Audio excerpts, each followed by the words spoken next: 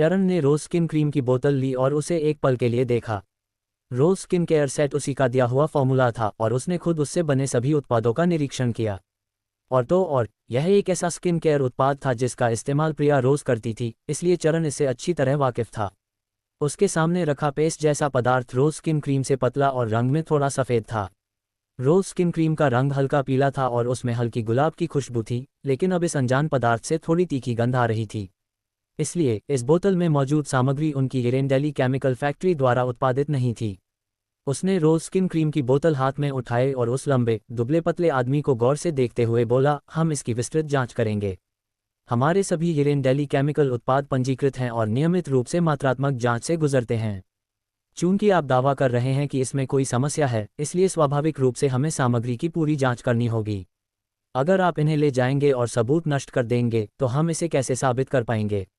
लंबे दुबले पतले आदमी ने झट से चरण के हाथ से रोज स्किन क्रीम की शीशी और मेज पर रखे स्किन केयर उत्पादों का बैग छीन लिया और उन्हें वापस अपने बैग में रख लिया। कोई बात नहीं, हमने आपके एरेंडेली केमिकल के उत्पाद खरीदे थे और एलर्जी उनके इस्तेमाल के बाद ही हुई। क्या अब आपकी फैक्ट्री इस मामले को कमतर आंकने की सोच रही है? माफ कीजिए, आप कौन हैं? चरण ने अपनी ठुड्डी हाथ पर टिकाकर लंबे दुबले आदमी को देखते हुए कहा, उनसे आपका क्या रिश्ता है? हमारे रिश्ते का आपसे क्या लेना देना? मुझे तो बस इतना पता है कि आपकी फैक्ट्री ग्राहकों को धमकाती है। हम पीड़ितों को तो न्याय भी नहीं मिल सकता। वह आदमी बेतुके ढंग से गुस्से से बोला, ये वो पूछकर तो साफ है कि आप इसे छुपाने की कोशिश कर रहे हैं। ठीक है, कोई बात नहीं। हमारे जाने के बाद ये खबर तेजी से फैल जाएगी कि आपकी एरेंडेली केमिकल फैक्ट्री के उत्पादों से एलर्जी होती है और चेहरे खराब हो जाते हैं। फिर देखते हैं आप कैसे धंधा करते हैं। क्या आपने हमारे उत्पाद इस्तेमाल किए हैं? अगर नहीं, तो आपको ये बातें कहने का कोई हक नहीं है। चरण अपनी सीट से उठ खड़ा हुआ, उसकी नज़रें उस लंबे दुबले पतले आदमी पर ठंडी सी टिकी रहीं। या तुम ये कह रहे हो कि तुमने इन लोगों को हमारे उत्पादों की नकल करने और जानबूझकर हमारे उत्पादों को बदनाम करने के लिए संगठित किया है? लंबे दुबले पतले आदमी के हाव भाव अचानक बदल गए और उसकी आंखों में घबराहट की एक झलक उभर आई। क्या बकवास कर रहे हो? बिना सबूत के मत बोलो। हाँ, लियू जिनमिंग है ना? क्या तुम्हारे जीजा की मिंगकाई डेली केमिकल फैक्ट्री दिवालिया होने वाली है?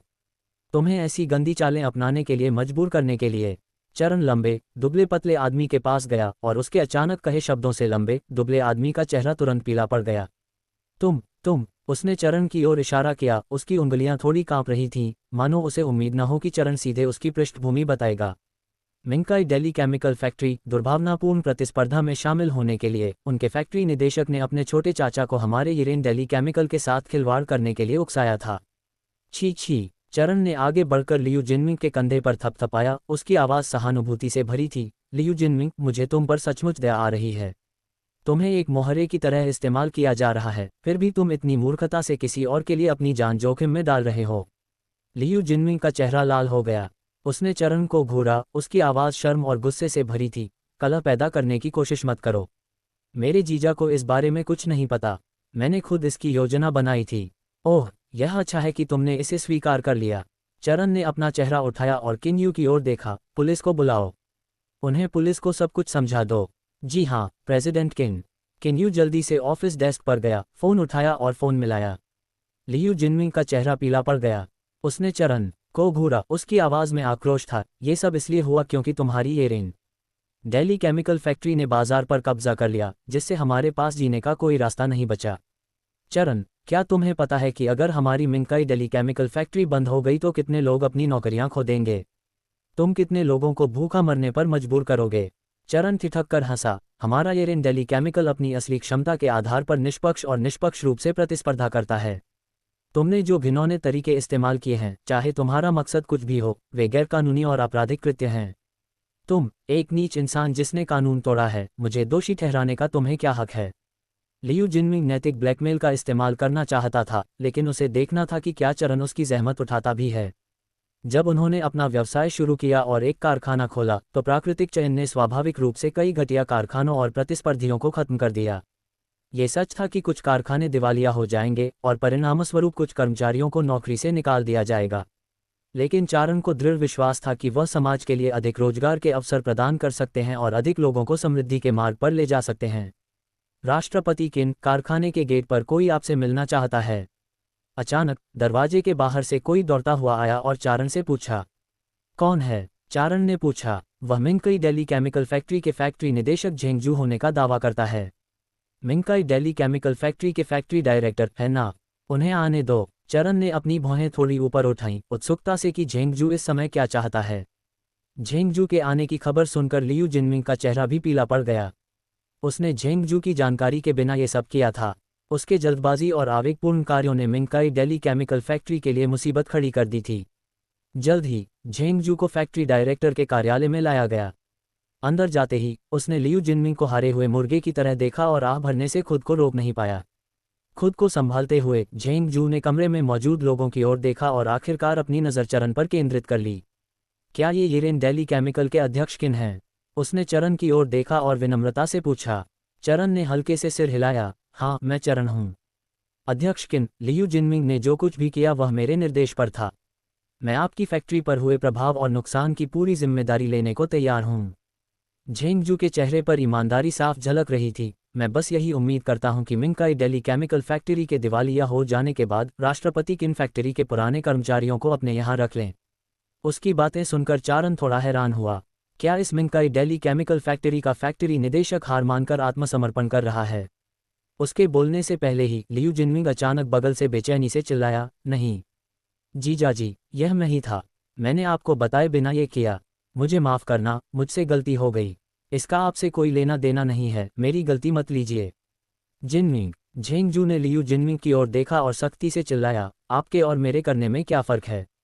ये सब हमारी मिंगकई दिल्ली केमिकल फैक्ट्री से जुड़ा है। फैक्ट्री निदेशक होने के नाते भले ही मुझे इसकी जानकारी न हो, अगर कोई अधीनस्थ कोई गलती करता है तो उसकी जिम्मेदारी मेरी लापरवाही और खराब प्रबंधन की होगी। लियू जिनमिंग की आंखें लाल हो गईं। उसने मायूसी से सिर झुका लिया, ये जानते हुए कि इस बार उसने झेंगशू को फंसाया है। प्रेसिडेंट किन, मैं आत्मसमर्पण करने को तैयार हूं और कहना चाहता हूं कि मैंने ही इस घटना को भड़काया था। मुझे उम्मीद है कि आप जिनमिंग को और मिंगकई फैक्ट्री के उन पुराने मजदूरों को भी बाहर का रास्ता दिखा देंगे। झेंगशू ने चरण की ओर देखा, उसकी आंखें गंभीरता से भरी थीं। हाँ, चरण हंसे बिना नहीं रह सका। मैं उस दुश्मन की मदद क्यों करूं जिसने हमें फंसाया है? तुम में ऐसा क्या गुण है जो मेरी मदद के लायक हो? उसकी बातें सुनकर झेंगशू का चेहरा लाल हो गया। बगल में खड़े लियू जिनमिंग से रहा नहीं गया और वे चिल्ला उठे, जीजाजी, उनसे भीख मत मांगिए। इस बार मैंने ही आपको फंसाया है। हम भाइयों को तो बस हार माननी ही पड़ेगी। झेंगजू ने आंखें नीची कर लीं, उनके होठों पर एक कड़वी मुस्कान थी। वे इस घटना की जिम्मेदारी लेने से नहीं डरते थे, लेकिन उन्हें चिंता थी कि मिंगकई दिल्ली केमिकल फैक्ट्री बंद होने के बाद कई मजदूरों की नौकरी चली जाएगी। छोड़ो, यही नियति है। हमारे मिंगकई दिल्ली केमिकल का नाश होना तय है। झेंगजू ने एक कड़वी मुस्कान दी, मानो हार मान ली हो। येरेन दिल्ली केमिकल फैक्ट्री के अस्तित्व में आए बिना ही मिंगकई दिल्ली केमिकल फैक्ट्री धीरे धीरे अपने पतन की ओर बढ़ रही थी। उसकी मशीनें और उपकरण पुराने हो चुके थे और उसके उत्पादों के फॉर्मूले भी उत्कृष्ट नहीं थे। इससे भी महत्वपूर्ण बात यह थी कि झेंगजू ने शून्य से शुरुआत की थी और उसके पास बड़ी फैक्ट्रियों से मुकाबला करने के लिए पर्याप्त पूंजी का अभाव था। इसलिए येरेन दिल्ली केमिकल के बाजार में आने के बाद उन्हें भारी नुकसान हुआ, जिससे उनकी ये दुर्दशा हुई। उत्पाद बिक नहीं पा रहे थे, ऑर्डर नहीं मिल रहे थे और वे हर दिन मजदूरों को वेतन देने, फैक्ट्री की इमारतों को किराए पर देने और बैंक से कर्ज लेने में घाटे में चल रहे थे, लगभग लगातार घाटे में। लियू जिनमिंग बहुत नासमझ थे। उन्होंने सोचा कि येरेन दिल्ली केमिकल की निंदा करने से मिंगकई दिल्ली केमिकल फिर से जिंदा हो जाएगा। उन्हें क्या पता था कि अगर मिंगकई दिल्ली केमिकल येरेन दिल्ली केमिकल से हार भी न जाए तो भी वह अपने दम पर ज्यादा दिन नहीं टिक पाएगा। अंतिम परिणाम दिवालियापन और बंद होना ही होगा। ओह, तुम तो पहले ही हार मान रहे हो। चरण ने उसकी ओर देखा, क्या तुम्हें अपनी फैक्ट्री के उन सैकड़ों लोगों की रोजी रोटी की चिंता नहीं है?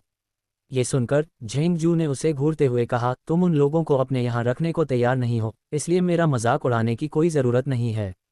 झेंगजू, चूंकि तुम एक सभ्य और ईमानदार इंसान हो, इसलिए मेरे पास एक सुझाव है जो शायद तुम पहले सुनना चाहो।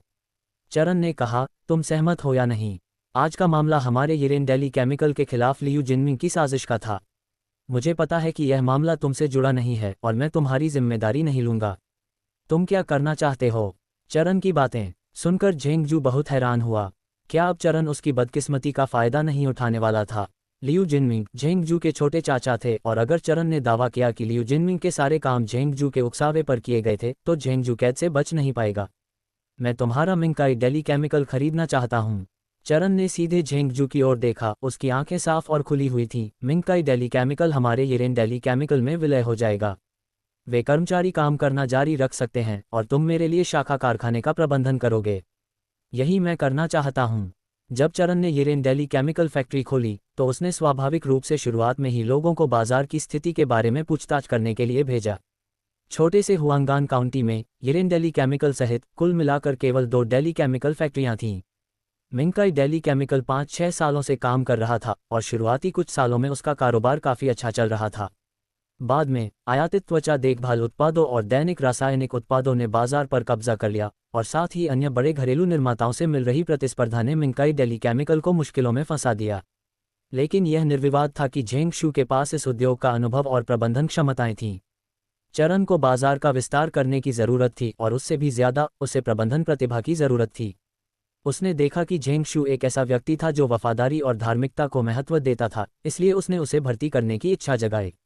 चरण की बातें सुनकर झेंग शू की आंखें चौड़ी हो गईं। मिंकाई डेली केमिकल का दिवालिया होना और बंद होना पहले से ही तय था और अगर चरण इसे खरीदना भी चाहता तो भी वह उसे रोक नहीं सकता था। लेकिन वह उन पुराने कर्मचारियों को रखने और उसे प्रबंधक के रूप में नियुक्त करने को तैयार था। ये देखकर झेंग शू को सचमुच थोड़ा अविश्वास हुआ। मैं सहमत हूँ। झेंग जू ने भारी और जल्दी से सिर हिलाया। जब तक आप उन पुराने कर्मचारियों को काम पर रखने और यह सुनिश्चित करने के लिए तैयार हैं कि उनकी नौकरी न जाए, मैं आपके लिए काम करूंगा। उसे सहमत होते देख चरण की आंखों में प्रशंसा की एक झलक दिखाई दी। झेंग जू दृढ़ निश्चयी था और वफादारी को महत्व देता था। अगर उसका सही इस्तेमाल किया जाए तो वह भविष्य में ज़रूर एक महत्वपूर्ण भूमिका निभाएगा। अच्छा, चरण ने ताली बजाई और लियू जिनमिंग की ओर इशारा किया, जो सदमे से मुंह खोले उसके बगल में खड़ा था। लेकिन जहां तक उसकी बात है, मैं उसे इस बार माफ़ नहीं कर सकता। उसे अपने किए की जिम्मेदारी लेनी होगी। हमारा येरेन डेली केमिकल ऐसा नहीं है जिस पर कोई भी पैर रख सके या अंधाधुंध बदनामी कर सके। ये सुनकर लियू जिनमिंग को पछतावा और अफसोस हुआ, लेकिन जब उसने सुना कि उसका साला सुरक्षित रहेगा तो उसने झट से कहा, मैं अपने किए की जिम्मेदारी लूंगा। मैंने ही कानून तोड़ा था और येरेन डेली केमिकल को बदनाम करने और फंसाने की कोशिश की थी। मैं दोषी होने की दलील देने को तैयार हूँ। जिनमिंग झेंग जू की आंखों में चिंता के भाव उभर आए। जीजा जी, मैंने ही आपकी और दीदी की बात नहीं मानी। इस बार मेरी लापरवाही ने आपको लगभग नुकसान पहुंचा ही दिया। लियू जिनमिंग के चेहरे पर शर्म और अपराध बोध साफ झलक रहा था। चूंकि मैंने गलती की है, इसलिए मुझे सज़ा मिलनी ही चाहिए। बस कुछ महीने जेल में रहना है, मैं इसे झेल सकता हूँ। अच्छा, वफादार, अपनी गलतियों को जानना और उन्हें सुधार पाना ही सबसे बड़ी भलाई है। चरण ने बगल से ताली बजाकर सहमति जताई। मैं बस यही उम्मीद करता हूं कि जब आप भविष्य में बाहर आएं तो आपको आज का सबक याद रहे और फिर कभी ऐसे बुरे इरादे न पालें। मैं समझ गया, चरण। मिंकाई के पुराने कर्मचारियों को काम पर रखने और मेरे बहनोई को उनका प्रबंधन करने देने के लिए, कोई द्वेष न रखने के लिए धन्यवाद। मुझे माफ़ करना, मुझे पता है कि मैं गलत था।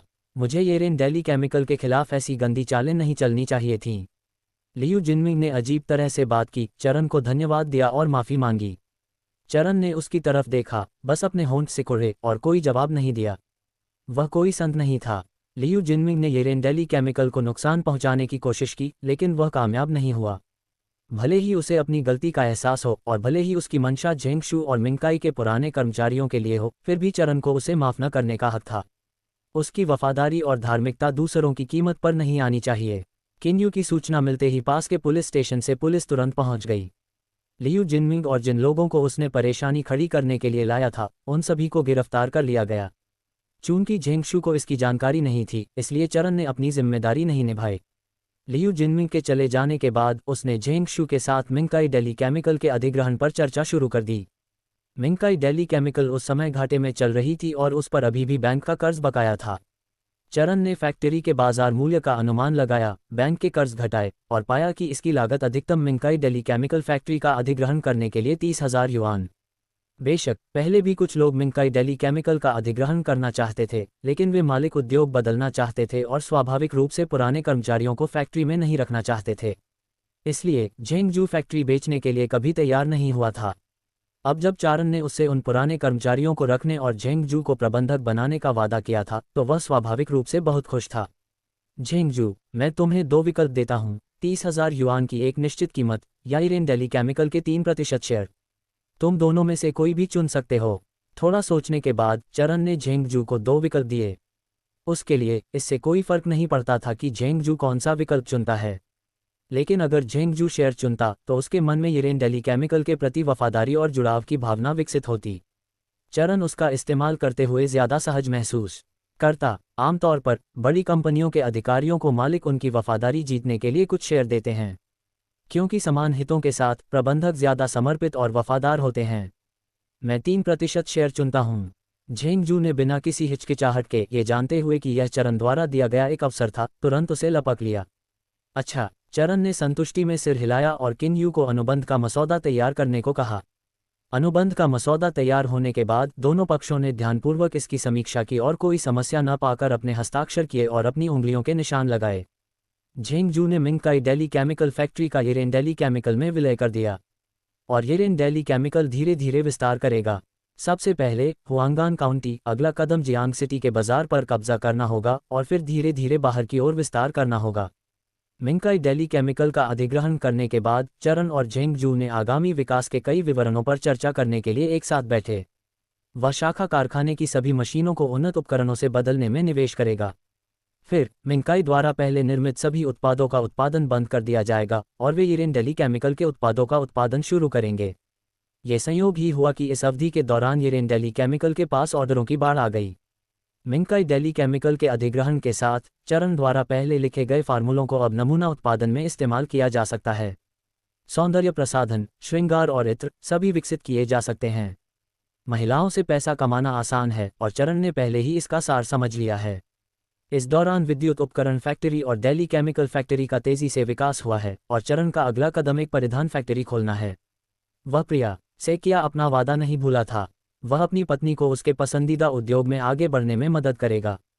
अगर वह असफल भी होती है तो कोई बात नहीं, वह उसका साथ देता है, इसलिए वह पूरे आत्मविश्वास के साथ आगे बढ़ सकती है।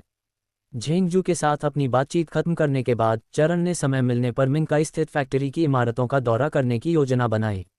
आखिरकार अब वह बॉस है, इसलिए उसे स्वाभाविक रूप से स्थिति को गहराई से समझना होगा। जब चरण यिरेन डेली केमिकल से निकला तब तक लगभग अंधेरा हो चुका था। इस चिंता में कि प्रिया चिंतित होगी, वह घर की ओर दौड़ा। रास्ते में ठंडी हवा चल रही थी, हवा में ठंडक का एहसास था। बारिश होने वाली थी। चरण अपनी साइकिल चला रहा था और अभी आधा रास्ता ही तय किया था कि आसमान से हल्की हल्की बारिश शुरू हो गई। तापमान गिर गया और चेहरे पर पड़ रही बारिश से ठंडक महसूस हो रही थी। चरण ने गर्दन झुकाकर साइकिल से घर की ओर चल दिया, ये सोचकर कि कार खरीदने की योजना को एजेंडे में शामिल करना ही होगा। कार के साथ भविष्य की यात्राएं कहीं अधिक सुविधाजनक होंगी। जब वह घर लौटा तो चरण के कपड़े लगभग भीग चुके थे।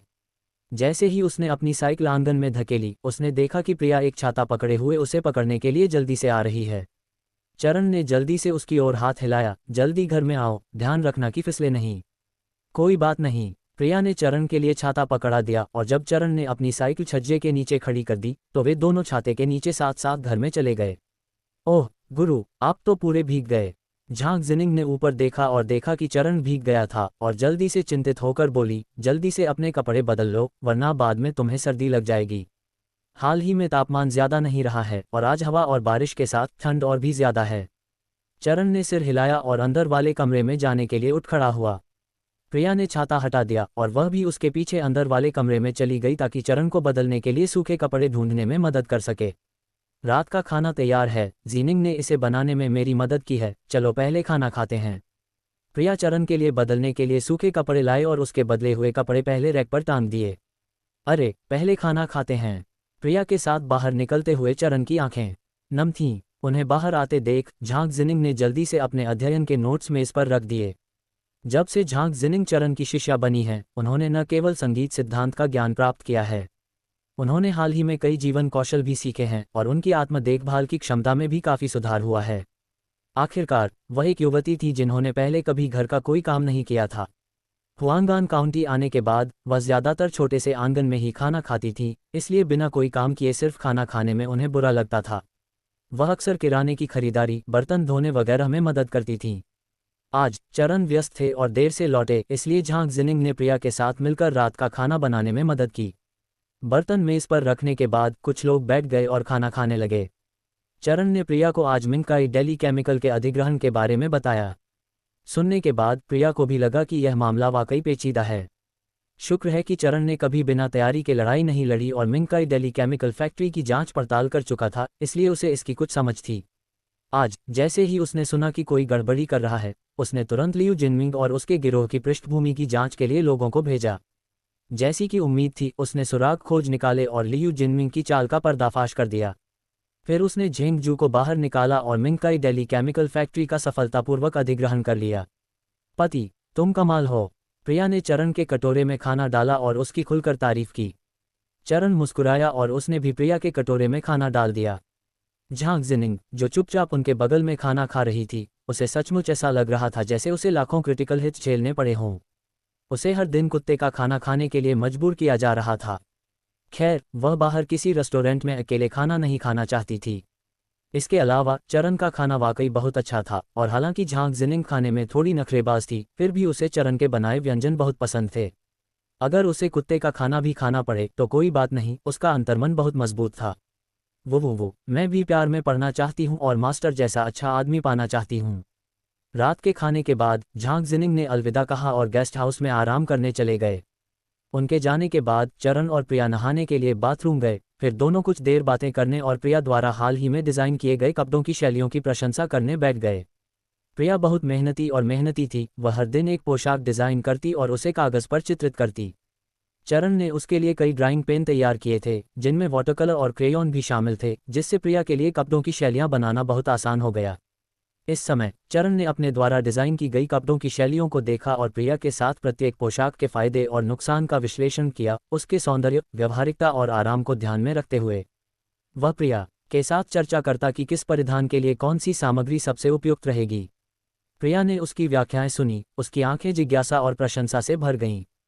हालांकि वह लंबे समय से एक फैशन डिज़ाइनर बनना चाहती थी, लेकिन अगर चरण ने उसे नहीं सिखाया होता तो प्रिया इतना कुछ नहीं कर पाती।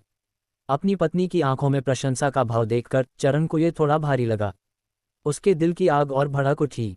उसने प्रिया के गुलाबी होठों को देखा और अपनी कुर्सी उसके पास सरकाने से खुद को रोक नहीं पाया।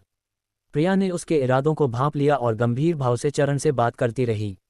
उसे समझाते हुए चरण उसके करीब झुका, उसकी कमर में हाथ डाला, ऊपर की ओर बढ़ा और उसका बड़ा हाथ शरारत से उसके कॉलर के अंदर घुस गया। प्रिया ने उसका गर्म बड़ा हाथ महसूस किया, अपना सिर घुमाया और उसे घूरा। क्या कर रहे हो?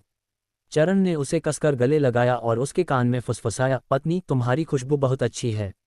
प्रिया ने अपने कान पर उसकी हल्की सांसें महसूस की और उसके गाल तुरंत लाल हो गए। चरण का हाथ दबाते हुए उसने इठलाते हुए कहा, अभी बहुत जल्दी है पतिदेव, सोने तक रुको। चरण का दिल धड़क उठा, वह खुद को कैसे रोक पाता। उसने प्रिया को गोद में उठाया और अंदर वाले कमरे की ओर चल दिया।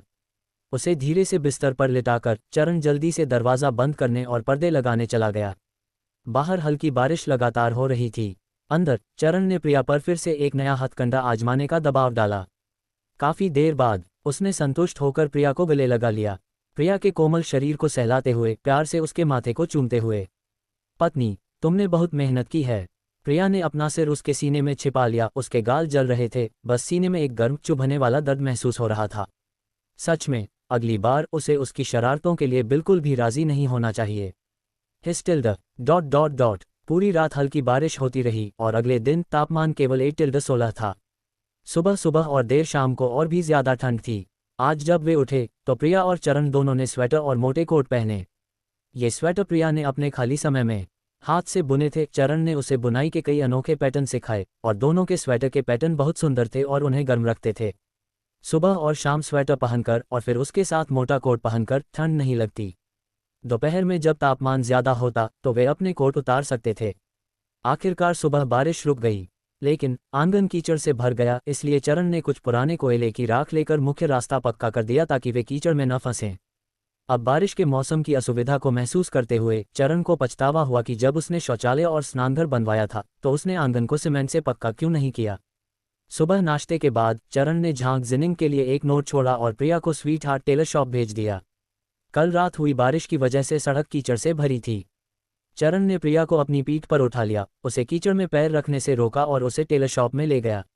मैं तुम्हें दोपहर में ले जाऊंगा, बाहर मत भागना, ध्यान रखना कि कहीं फिसल न जाए। चरण ने प्रिया को कई बार निर्देश दिए। चिंता मत करो। प्रिया ने जल्दी से सिर हिलाया और वांग जिनलान को अपना मुंह ढांकते और हंसते देखकर उसके गाल लाल हो गए और उसने जल्दी से चरण को धक्का देकर दूर धकेल दिया। तुम जाओ और काम पर लग जाओ। ठीक है। चरण ने उसे हाथ हिलाया, जाने ही वाला था कि अचानक उसने दूर से किसी को अपनी ओर आते देखा। वह किरण थी। जब चरण ने उसे देखा तो वह जल्दी से उसकी ओर चल पड़ा। जियाओ लेई, क्या तुम पैसे वापस करने आए हो? मैं पिछले 2 दिनों से तुम्हें ढूंढने ही जा रही थी। किरण के कुछ बोलने से पहले ही चरण ने पहल कर दी। उसने किरण का हाथ पकड़ लिया, उसका चेहरा खुशी से भर गया। मैं किरण हकलाते हुए बोली। बेशक इस बार वह पैसे लौटाने नहीं आया था। ऐसा इसलिए था क्योंकि उसने चरण और प्रिया से 200 युआन उधार लिए थे और जल्दी ही सब उड़ा दिए थे। बाद में उसने गुंडों के एक समूह के साथ जुआ खेलना सीख लिया और उनके उकसावे पर उसने डू परिवार के कुछ खपरेल वाले घर भी बेच दिए। कुछ समय तक जुए में लिप्त रहने के बाद वह अपना सारा पैसा हार गया और फिर उसे प्रिया और चरण का ख्याल आया। वह देखना चाहता था कि क्या वह चरण और प्रिया से खर्च करने के लिए कुछ पैसे निकाल सकता है। कौन जाने, उसने अभी मुंह भी नहीं खोला था और चरण पहले ही कर्ज के लिए उसके पीछे पड़ गया था। किरण, तुमने पहले भी अच्छा वादा किया था, कहा था कि तुम जल्द ही पैसे लौटा दोगी। चरण का चेहरा काला पड़ गया। क्या तुम्हें पता है कि हम अभी भी अपने बिल चुकाने के लिए इस पैसे का इंतजार कर रहे हैं? मेरे पास भी पैसे नहीं हैं, किरण ने लाल चेहरे से कहा। तुम्हारे पास भी पैसे नहीं हैं? चरण के चेहरे पर गुस्सा झलक आया। उसने हाथ बढ़ाकर किरण को पकड़ लिया। चरण का कॉलर पकड़कर ठंडे स्वर में पूछा, मैंने तुम्हें जो 200 युआन पहले उधार दिए थे वे एक आम आदमी के लिए आधे साल से ज्यादा खाने पीने के लिए काफ़ी हैं। कितना समय हो गया और तुम्हारे पास तो पैसे ही नहीं बचे। चरण के सवालों का सामना करते हुए किरण की हिम्मत नहीं हुई कि उसने जुआ खेलने के लिए पैसे लिए थे। उसने चरण से डरकर अपनी गर्दन सिकोड़ ली। उसे डर था कि चरण उसे मार देगा। हालांकि चरण ने उसे मारा नहीं बल्कि ठंडे भाव से उसे देखा। क्या तुम्हें पता है कि हम अपने बिल चुकाने के लिए इस पैसे का इंतजार कर रहे हैं? किरण, तुमने प्रिया और मुझे बहुत निराश किया है। हमें लगा था कि तुम पहले ही पैसे चुका दोगे, लेकिन पता चला कि तुम हमें धोखा दे रही थी। चरण की बात सुनकर किरण का चेहरा लाल हो गया।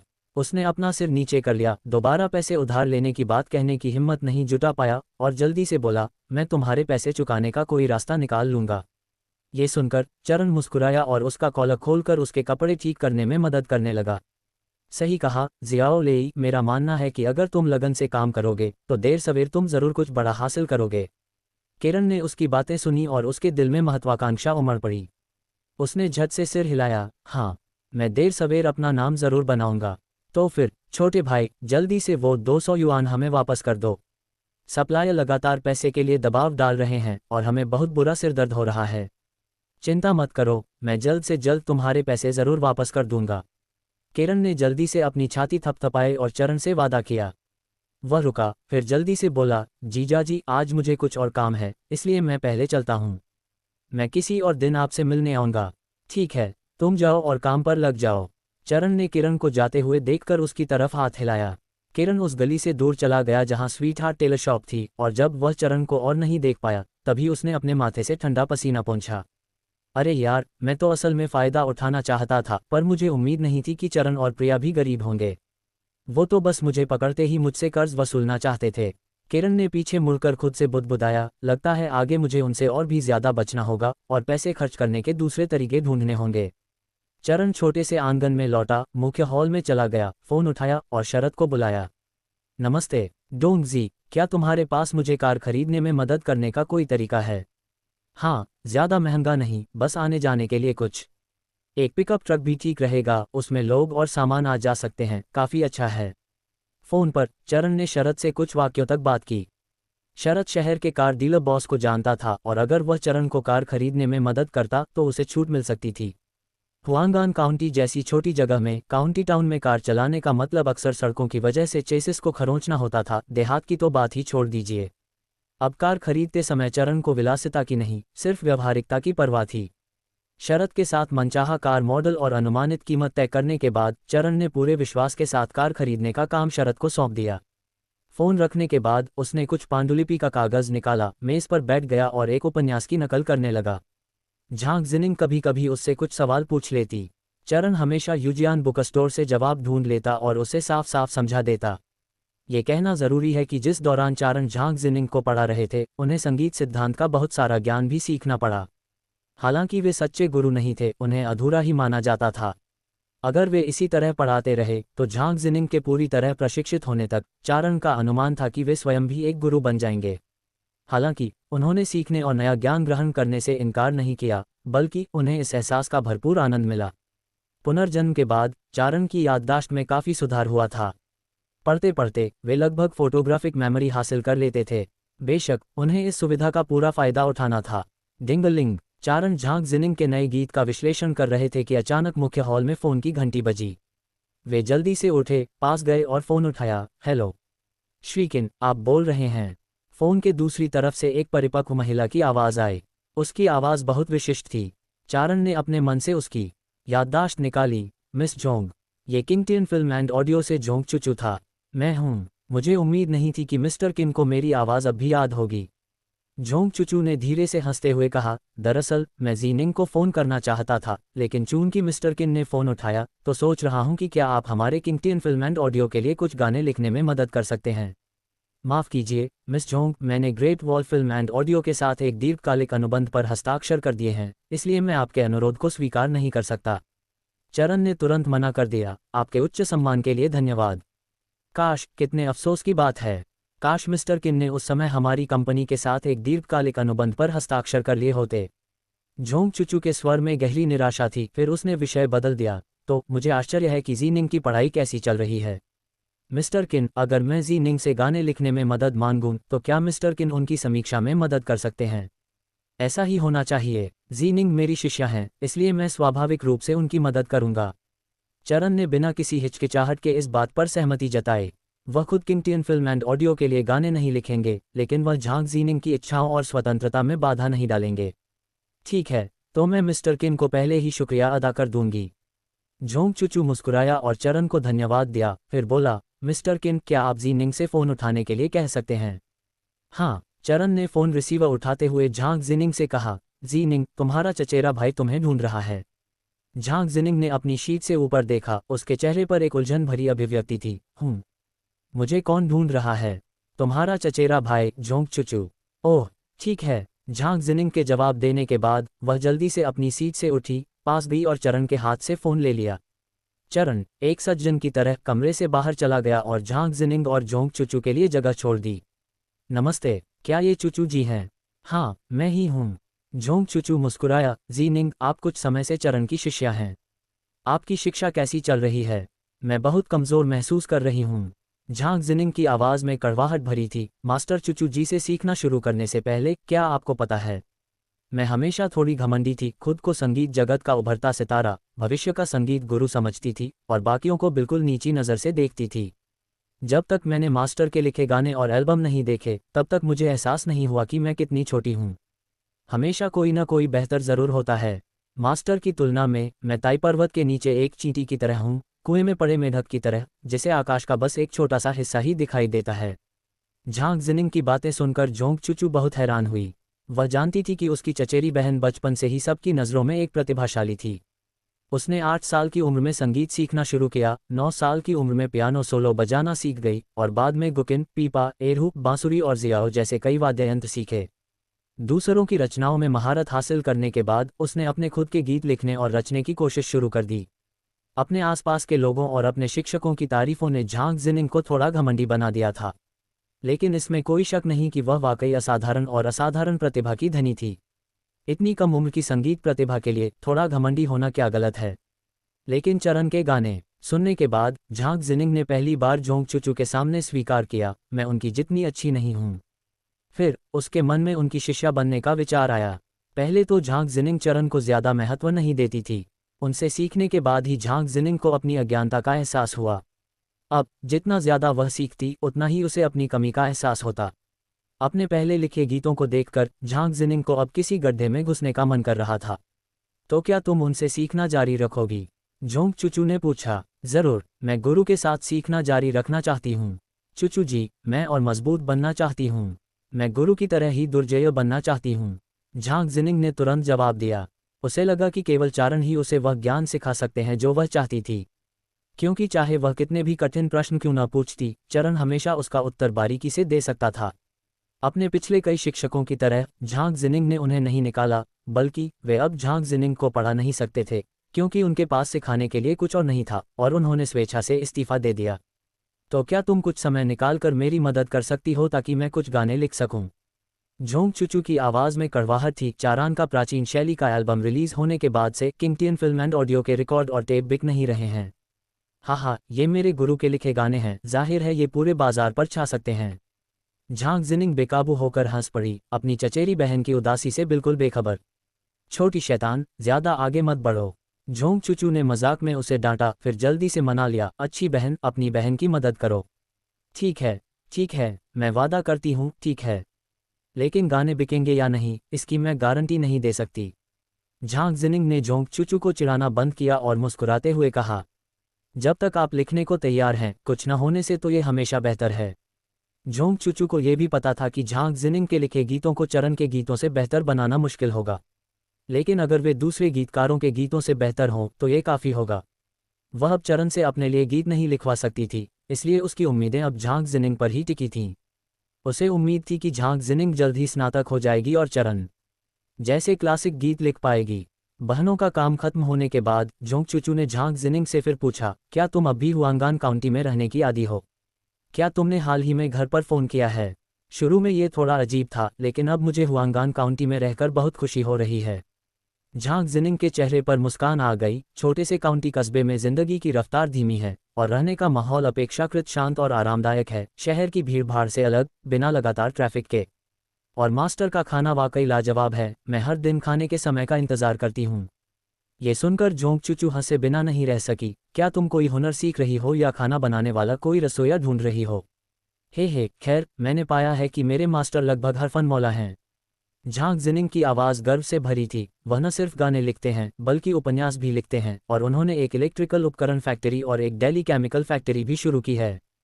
चूचू जी, तुम नहीं जानती, मेरे मास्टर की फैक्ट्री में बनने वाले स्किन केयर और पर्सनल केयर उत्पाद अविश्वसनीय रूप से प्रभावी हैं। मुझे लगता है कि ये उन आयातित चीज़ों से भी बेहतर हैं जिन्हें मैं सैकड़ों या हज़ारों में खरीदता था। हाल ही में मेरी त्वचा और भी ज़्यादा कोमल हो गई है।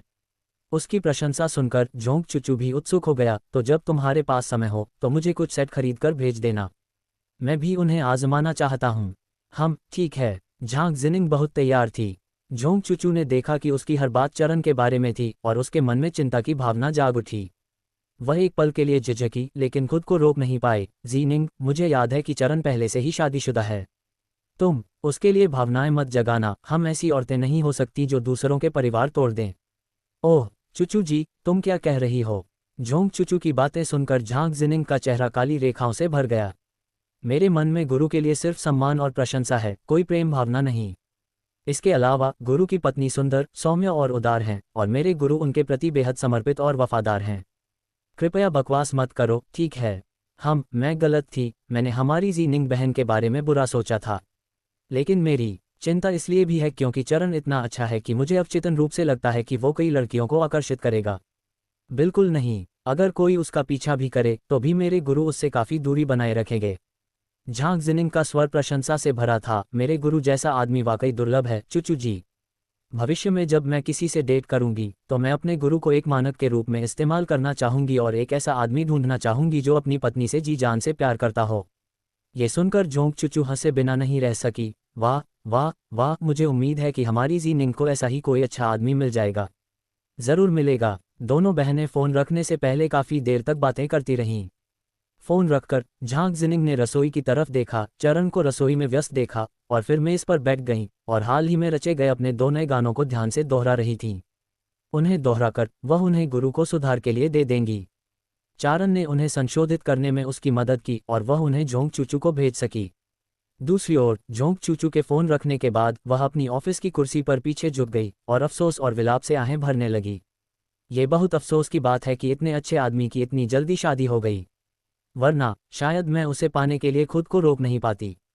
लेकिन अब एक सज्जन व्यक्ति वह नहीं लेता जो दूसरों को प्रिय हो। झोंग चूचू किसी पुरुष की कितनी भी प्रशंसा क्यों न करती हो, वह कभी किसी के परिवार को तोड़ने के लिए कुछ नहीं करेगी। चरण ने दोपहर का भोजन समाप्त करने के बाद प्रिया को खाने के लिए लेने के लिए स्वीट हार्ट टेलर शॉप पर गया। जब वह पहुंचा, प्रिया 2 ग्राहकों का नाप ले रही थी। चरण दरवाजे पर इंतजार कर रहा था। मौसम हाल ही में ठंडा हो गया था, इसलिए ग्राहक मोटे कोट या गद्देदार जैकेट ऑर्डर कर रहे थे। दुकान में कई मोटे सर्दियों के कपड़े भी टंगे थे। चरण ने तब तक इंतजार किया जब तक प्रिया ने दोनों ग्राहकों को विदा नहीं कर दिया और फिर आगे बढ़ गया। पत्नी, दोपहर के भोजन के लिए घर जाने का समय हो गया है। प्रिया मुस्कुराई और चरण की ओर सिर हिलाया और वांग जिनलान का अभिवादन करने के बाद उसे चरण की पीठ पर छोटे से आंगन में वापस ले जाया गया। चरण उसे मुख्य हॉल में ले गया, फिर अपने जूतों से कीचड़ साफ करने के लिए बाहर चला गया। बरसात के दिन ऐसे ही होते हैं, हर जगह कीचड़। झांग जिनिंग ने बर्तन मेज पर लाने में मदद की। दोपहर में प्रिया को स्वीट हार्ट टेलर शॉप भेजने के बाद चरण यिरेन डेली केमिकल फैक्ट्री गया। मिंकाई डेली केमिकल का अधिग्रहण करने के बाद उसे फैक्ट्री के आगामी उत्पादन कार्यों को निर्धारित करना था। आगामी उत्पादन योजना को अंतिम रूप देने के लिए उसने फैक्ट्री प्रबंधन के साथ एक बैठक की। अब फैक्ट्री का आकार बढ़ गया था और उत्पादों की रेंज धीरे धीरे बढ़ रही थी। त्वचा देखभाल उत्पादों के अलावा उन्हें दैनिक देखभाल उत्पाद, सौंदर्य प्रसाधन और अन्य उत्पाद भी बनाने थे। अपने खाते में मौजूद धनराशि की जांच करने के बाद चरण ने एक और कपड़ों की फैक्ट्री खोलने की भी योजना बनाई। विक्रम को फ़ोन करके चरण ने उससे फैक्ट्री की इमारत ढूंढने में मदद मांगी। विक्रम पहले से ही इस काम में बहुत कुशल था और यह सुनकर कि चरण एक कपड़ों की फैक्ट्री खोलना चाहता है, उसने तुरंत समझ लिया कि यह प्रिया के लिए ही है। तियांगे, चिंता मत करो, ये काम मुझ पर छोड़ दो। मैं गारंटी देता हूं कि मैं अगले 2 दिनों में एक उपयुक्त फैक्ट्री की इमारत ढूंढ लूंगा। तुम नई कपड़ों की फैक्ट्री का क्या नाम सोच रहे हो? मैं तुम्हें लाइसेंस दिलाने में भी मदद करूंगा। चलो इसे स्वीट हार्ट क्लोथिंग कंपनी कहते हैं। कपड़ों की फैक्ट्री का नाम तय करते हुए चरण की नज़रें ऊपर की ओर उठीं। विक्रम ने जवाब दिया, ठीक है तियांगे, और चरण से बातें करने लगा। कुछ और वाक्यों के लिए फिर फ़ोन रख दिया। विक्रम के साथ अपनी बात खत्म करने के बाद चरण ने ली लीकुन को एक और कॉल किया। नमस्ते भाई ली, कृपया किसी को ब्लूप्रिंट लेने के लिए भेजें। मुझे कुछ मशीनों की ज़रूरत है और मैं चाहता हूं कि आप पहले उन्हें ब्लूप्रिंट के अनुसार बनाएं। चरण ने बिना कोई शब्द बर्बाद किए सीधे मुद्दे पर आ गए। कैसी मशीनें? ली लीकुन का उत्साह बढ़ा जब उन्होंने सुना कि नए ब्लूप्रिंट आए हैं। चरण के साथ सहयोग करने के बाद से लीकुन मशीनरी फैक्ट्री को अनगिनत ऑर्डर मिल रहे थे। अब लीकुन फैक्ट्री के पैमाने का विस्तार करने पर भी विचार कर रहे थे। कपड़े की फैक्ट्री के लिए कुछ मशीनरी और उपकरण की आवश्यकता होती है, जैसे सिलाई machine, overlock machine, cutting bed और अन्य उपकरण।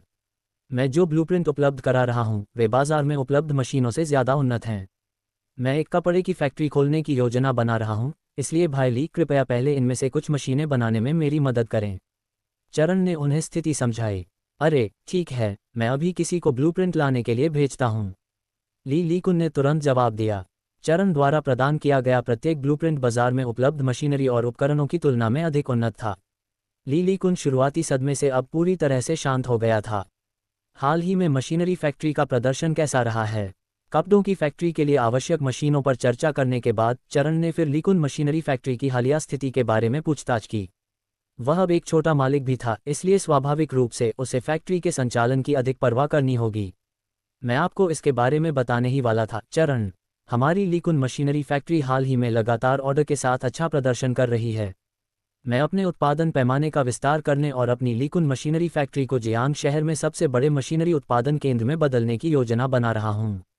आप क्या सोचते हैं? ली लीकुन के शब्द महत्वाकांक्षा से भरे थे। चरण के चेहरे पर मुस्कान आ गई। बिल्कुल भाई ली, चिंता मत करो। जब तक मैं यहाँ हूँ, हमारी मशीनरी फैक्ट्री में नई मशीनों के ब्लूप्रिंट की निरंतर आपूर्ति होती रहेगी और हमारी फैक्ट्री निश्चित रूप से दीर्घकालिक समृद्धि प्राप्त कर सकती है। उन्होंने जो ब्लूप्रिंट वर्तमान में उपलब्ध कराए थे, वे इस युग से 3 से 5 साल आगे के विनिर्माण स्तर के लिए थे। एक बार जब बाजार इस विनिर्माण स्तर के अनुकूल हो जाएगा, तो चरण और भी उन्नत ब्लूप्रिंट पेश करेंगे। वह इसी तरह धीरे धीरे आगे बढ़ना चाहते थे, चुपचाप घरेलू विनिर्माण उद्योग को विदेशों से कहीं आगे ले जाना चाहते थे। वह अपने देश को समृद्ध बनाना चाहते थे और दुनिया में सबको दिखाना चाहते थे कि असली नंबर 1 कौन है। चरण के शब्दों ने ली लीकुन का आत्मविश्वास और भी बढ़ा दिया। उन्होंने हंसते हुए जवाब दिया, वाह, मैं भी उस दिन का इंतजार कर रहा हूं जब हमारी लीकुन मशीनरी फैक्ट्री देश भर में मशहूर हो जाएगी। फैक्ट्री के विस्तार पर चर्चा करने के बाद उन्होंने बातचीत समाप्त कर दी। डेली केमिकल फैक्ट्री से निकलने के बाद चरण छोटे से आंगन में लौट आए और ध्यान से ब्लूप्रिंट बनाने लगे। झांग जिनिंग पास ही गीत लिख रहे थे और गुरु और शिष्य ने एक दूसरे को परेशान नहीं किया। लगभग 3 घंटे बाद चरण ने कपड़ों की फैक्ट्री के लिए ज़रूरी मशीनरी और उपकरणों के ब्लूप्रिंट पूरे कर लिए। अपना काम खत्म करने के बाद वह उठे और अपने शरीर को तान दिया। कुछ ही देर बाद ली लीकुन ने ब्लूप्रिंट लेने के लिए जिस व्यक्ति को भेजा था, वह आ गया। चरण ने उन्हें पहचान लिया। वह फैक्ट्री के उपनिदेशक जो हैंग थे। उन्होंने जो हैंग का अंदर स्वागत किया, उन्हें चाय पीने के लिए आमंत्रित किया और थोड़ी देर बातचीत करने के बाद चरण ने उन्हें ब्लूप्रिंट थमा दिए। जो हैंग ने ब्लूप्रिंट्स को देखा, उनके चेहरे पर उत्साह और रोमांच साफ झलक रहा था। ये ब्लूप्रिंट्स ही उनकी फैक्ट्री के मुनाफे का राज थे। भाई जो, आते वक्त सावधानी से गाड़ी चलाना। चरण ने उन्हें बाहर तक छोड़ा और आंगन के गेट के बाहर कीचड़ से सनी कार खड़ी देखकर उन्होंने एक और चेतावनी दी। हाँ, आते वक्त मैं थोड़ी जल्दी में था। हुआंगान काउंटी में सड़क का एक हिस्सा बहुत अच्छा नहीं है, इसलिए उसकी हालत ऐसी हो गई। जो हैंग कार पर कीचड़ के छींटे देखकर हंसे बिना नहीं रह सके। खैर, सावधान रहना, चरण ने मुस्कुराते हुए कहा। तुम सही कह रहे हो, मैं वापस आते वक्त धीरे गाड़ी चलाऊंगा। ब्लूप्रिंट्स पाकर जो हैंग का मन शांत हुआ और उन्होंने मुस्कुराते हुए सिर हिलाया। चरण ने उन्हें गाड़ी चलाते हुए देखा और फिर मुड़कर घर में दाखिल हुए। घर के अंदर झांग जिनिंग ने उन्हें वापस आते देखा और उन्हें वे गाने थमा दिए जिन्हें उन्होंने संशोधित किया था। गुरुजी, कृपया मेरे इन गीतों पर एक नज़र डालें। क्या कुछ और सुधार की ज़रूरत है? चरण ने अपनी शीट संगीत और बोल लिए और मेज़ पर बैठ गए। उन्होंने झांग जिनिंग द्वारा लिखे गए गीतों को ध्यान से देखना शुरू किया। धुनें बहुत मधुर थीं और बोल भी सुंदर थे। बस थोड़ा खोखला सा लगा, मानो एक बिना आत्मा वाली खूबसूरत औरत जो सिर्फ पहली नज़र में ही लोगों को आकर्षित कर सकती हो। इसे और गौर से देखने पर किसी को भी दृश्य थकान महसूस होगी। संगीत रचना और गीत लिखने के लिए न केवल सुंदर धुनों की आवश्यकता होती है, बल्कि इस बात पर भी ध्यान देना होता है कि गीत तुकबंदी में है या नहीं। सबसे महत्वपूर्ण बात, इसके लिए कलात्मक अवधारणा और भावनाओं का संचार आवश्यक था। एक शास्त्रीय गीत लोगों के दिलों को छू सकता है और श्रोताओं को संगीत से संगीतकार की भावनाओं को महसूस करने का अवसर दे सकता है। चरण ने झांग जिनिंग से कहा, इसलिए संगीतकारों और गीतकारों को जीवन से प्रेम करना चाहिए, जीवन में हर चीज़ का अवलोकन करने में कुशल होना चाहिए और प्रकृति की समझ भी होनी चाहिए, जिससे हमें गीत और संगीत रचते समय अधिक अंतर्दृष्टि प्राप्त होगी। चरण के शब्द सुनकर झांग जिनिंग को अचानक ज्ञान का अनुभव हुआ। चरण द्वारा अपने गीतों की खामियों की ओर इशारा करने से पहले ही उन्हें अपनी कमियों का एहसास हो चुका था। झांग जिनिंग ने तुरंत कहा, गुरुजी, मैं समझती हूँ। मेरे इन गीतों में अभी भी कई खामियां हैं, मुझे उन्हें संशोधित करने की ज़रूरत है। चरण ने उनकी आंखों में चमक देखी, मानो उन्हें कोई अच्छा विचार सूझा हो, और उनके चेहरे पर स्वीकृति के भाव दिखाई दिए और उन्होंने संगीत की शीट उन्हें वापस दे दी। अपना समय लीजिए। संगीत के प्रति अपने प्रेम और जुनून को बनाए रखते हुए और निरंतर प्रगति और नवाचार की खोज में लगे रहकर ही आप संगीत सृजन के पथ पर आगे बढ़ सकते हैं। हम आपके मार्गदर्शन के लिए धन्यवाद, गुरुजी। शाम को सिरेमिक फैक्ट्री ने छोटे से आंगन में तैयार डबल बाथटब पहुंचा दिया। जाने से पहले मजदूरों ने चरण की मदद से उसे लगाया। चरण अपने सामने रखे बड़े सिरेमिक बाथटब को देख रहा था, उसका दिल बेसब्री से इंतजार कर रहा था। हे, अगर वह अपनी पत्नी को आज रात साथ नहाने के लिए मना सके तो बहुत अच्छा होगा। उसकी आंखों में उम्मीद की एक झलक दिखाई दी। उस रात खाने के बाद प्रिया चरण से कुछ देर बातें कर ही रही थी कि उसने चरण को अपना पजामा तैयार करते और बाथरूम की ओर जाते देखा। पतिदेव, क्या कर रहे हो? चरण ने उसकी तरफ मुड़कर आंख मारते हुए कहा, पत्नी, डबल बाथटब आ गया है। आज रात हम साथ नहाएं तो कैसा रहेगा? उसके चेहरे पर उत्सुकता के भाव देखकर प्रिया के गाल लाल हो गए। चरण, तुम? मेरा क्या? चरण उसके पास गया, उसकी कमर में हाथ डाला और हल्के से उसकी खुशबू सूंघी। उसके चेहरे पर संतुष्टि का भाव था। पत्नी, तुम्हारी खुशबू बहुत अच्छी है। मैं तुम्हारे साथ नहाना चाहता हूँ। प्रिया को उसने कसकर पकड़ रखा था और वह बुदबुदाई, मुझे डर है कि तुम खुद पर काबू नहीं रख पाओगे। वह भी 3 महीने से भी कम गर्भवती थी। अगर चरण नियंत्रण खो बैठा और उसे कोई परवाह नहीं रही तो क्या होगा? मैं तुमसे वादा करता हूँ, ये सिर्फ नहाने के लिए है, कोई गलत इरादा नहीं है। चरण ने जल्दी से कहा, तो ठीक है, लेकिन तुम्हें याद रखना होगा कि तुमने क्या कहा था। प्रिया ने उसका उम्मीद भरा चेहरा देखा और खुद को मना नहीं कर पाई। उसकी सहमति सुनकर चरण जल्दी से टब भरने के लिए बाथरूम में गया। सौभाग्य से छोटे से आंगन में एक बड़ी क्षमता वाला इलेक्ट्रिक वाटर हीटर था जो दोनों के नहाने के लिए पर्याप्त था। आधे से ज्यादा टब नहाने के पानी से भरने के बाद चरण उत्सुकता से प्रिया को बुलाने के लिए दौड़ा। प्रिया थोड़ी शर्मा रही थी, उसका चेहरा सेब की तरह लाल था। हालांकि उसने और चरण ने बहुत पहले एक दूसरे को नग्न देखा था और एक हो गए थे, लेकिन उसने पहले कभी चरण के साथ स्नान नहीं किया था। जब वह बाथरूम में दाखिल हुई तो उसने हवा में भाप तैरती देखी। धुंध छाई हुई थी और माहौल अस्पष्ट था। चरण के आग्रह पर प्रिया ने अपनी शर्म को सहन किया। एक एक करके उसने अपने कपड़े उतार दिए और बाथटब में कदम रखा। चरण ने उसके निर्दोष वक्रों को देखा, उसकी आंखें लगभग उससे चिपक गईं। प्रिया को देखकर अपने हाथों से उसकी छाती को ढांकते हुए उसने जल्दी और बेसब्री से अपने कपड़े उतार दिए और तुरंत बाथटब में कूद गया। बाथटब चौड़ा और लंबा था, जिसमें 2 लोगों के होने पर भी थोड़ी अतिरिक्त जगह थी। जैसे ही चरण पानी में उतरा, उसने हाथ बढ़ाकर प्रिया को गले लगा लिया।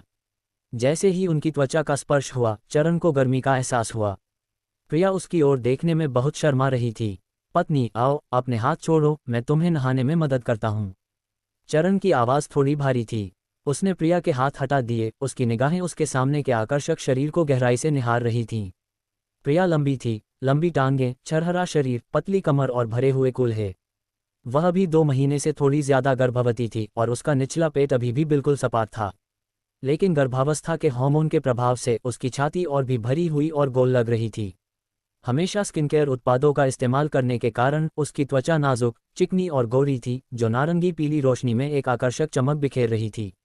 प्रिया ने उसकी आक्रामक निगाहों को महसूस किया। उसके गाल इतने लाल हो गए थे कि उनसे खून टपकने लगा था। उसने जल्दी से हाथ बढ़ाकर चरण की छाती पर हाथ फेरा। जल्दी से नहा लो, वरना सर्दी लग जाएगी।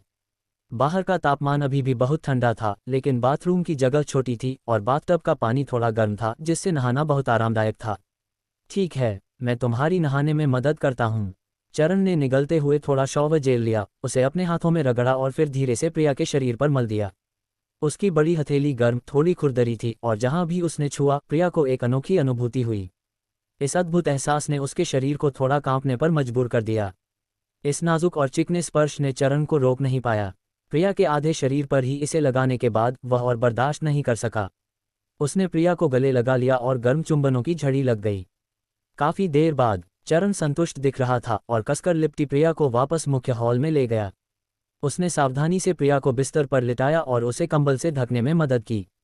प्रिया गुनगुनाती हुई उसकी तरफ देखे बिना मुंह फेर लिया। चरण ने अपराध बोध से अपनी नाक रगड़ी और अपनी पत्नी के पैरों और पीठ की मालिश करने के लिए हाथ बढ़ाया। पत्नी, मैं वादा करता हूँ, अगली बार ऐसा दोबारा नहीं होगा। वह प्रिया के पास झुक गया, चरण के कान में अपनी गलती मानने के लिए आवाज़ धीमी करते हुए। प्रिया के कानों के लोब लगभग लाल हो गए थे और उसने गाल फुलाकर कहा, बड़े बदमाश, मुझे तुम पर यकीन नहीं है। जब कोई पुरुष उत्तेजित होता है तो वह अपनी कही हर बात भूल सकता है।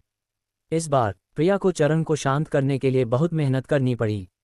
ये बहुत मुश्किल था। सिसकियां सिसकियां, कितना डरावना। चरण जानता था कि उसने अपनी पत्नी को थका दिया है और उसे धीरे से मनाने लगा। प्रिया बहुत थकी हुई थी। जैसे ही उसने उसे मनाया, उसे नींद ने घेर लिया और उसने अब इस मामले को आगे बढ़ाने की जहमत नहीं उठाई। उसने आंखें बंद कर लीं और पल भर में एक सपने में खो गई।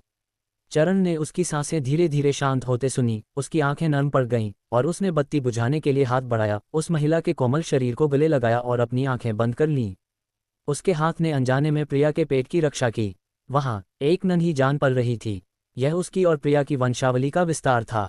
जियांग शहर, होंगुआन मशीनरी फैक्ट्री। तुम सब बेकार हो। लिकुन मशीनरी फैक्ट्री ऐसी मशीनें क्यों बना सकती है जो हम नहीं बना सकते? तुम निकम्मों के झुंड, अगर तुम कोई हल नहीं निकालोगे तो मैं तुम सबको नौकरी से निकाल दूंगा। फैक्ट्री डायरेक्टर के ऑफिस में लियू जिनशियोंग ने मेज पटक दी और ऑफिस में मौजूद इंजीनियरों और डिजाइनरों पर चिल्लाने लगा।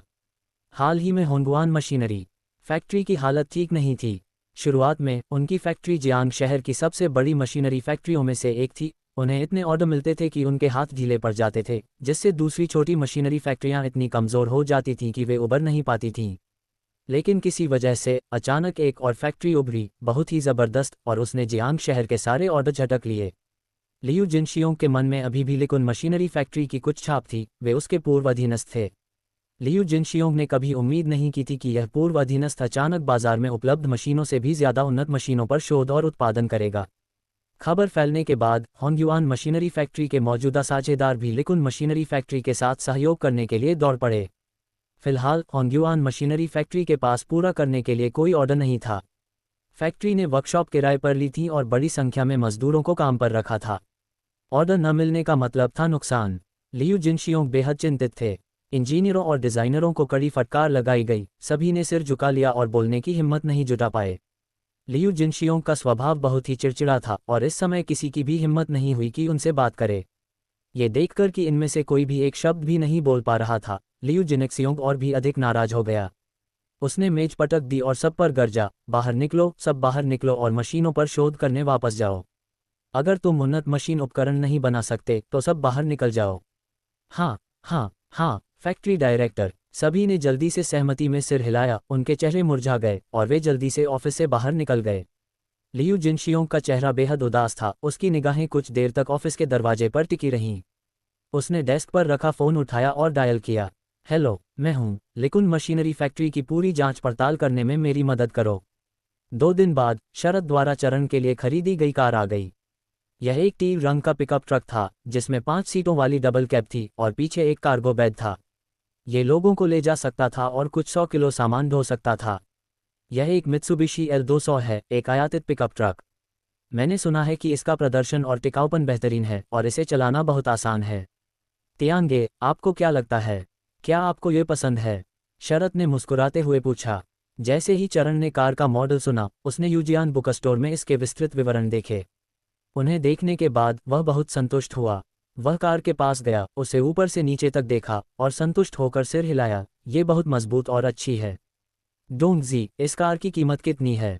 ये कार मूल रूप से 68,000 की थी, लेकिन कार डीलरशिप के मालिक हमारे परिवार के दूर के रिश्तेदार हैं, इसलिए उन्होंने हमें अच्छी छूट दी। हमें ये 65,000 में मिली, जिसमें लाइसेंस प्लेट भी शामिल थी।